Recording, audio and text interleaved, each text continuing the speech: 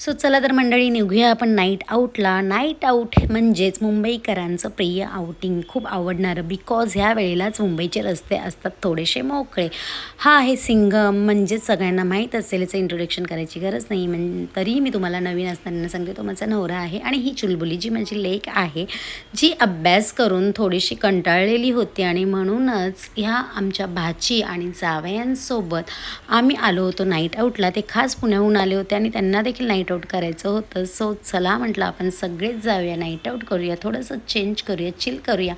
आणि असा आम्ही प्लॅन करून थेट पोचलो होतो बँडस्टँडला. शाहरुख खानच्या बंगल्याचं काम चालू होतं, त्यामुळे मी त्याला व्हिडिओत घेतलेला नव्हता. ही आहे सोनिया, जिला माझ्या व्हिडिओत येण्यासाठी खूप उत्सुकता होती ह्या सगळ्यांनाच, कारण त्यांना असं वाटतं की मी खूप फेमस आहे. आत्ता सध्या नसली तरी मी एक ना एक दिवस नक्की फेमस होणार, एक ना एक दिवस अर्चनाचे व्हिडिओ व्हायरल होणार, हो ना. आणि हा होता तिकडचा गोल्डन मॅन, जो एक स्टॅच्यू नसून जीवित एक माणूस होता. आता तुम्ही बघू शकता की इतका छान माहोल तिथे क्रिएट केलेला होता. काही ग्रुप आलेले होते मस्त असे गिटार घेऊन. सो ते काय मस्त असे 90ची गाणी ते लोक बोलत होते, काय ते बँड वाजवत होते. तुम्ही आता हे ऐका आणि मग मला कमेंटमध्ये सांगा की तुम्हाला बँडस्टँडचा हा जो माहोल आहे तो कसा वाटला. सो आता मी पकपक करत नाही आहे, ऐका.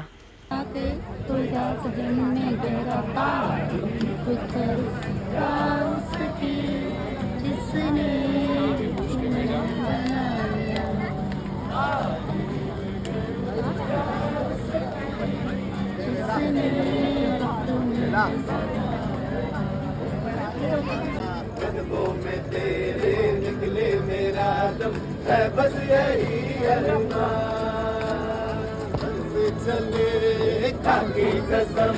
इतका सुंदर माहोल क्रिएट झालेला होता आणि त्यातून निघायची अजिबात इच्छा नव्हती. भरपूर वेळ आम्ही तिकडे दिला होता आणि हे माझे फेवरेट बबल्स बघत बघत आम्ही बँडस्टँडला केलं होतं टाटा बाय बाय. आता वेळ आलेली होती बाबा फालुदा खायची. संजयला खूप इच्छा होती की आम्हाला तिकडे जाऊन बाबा फालुदा खायला घालावा.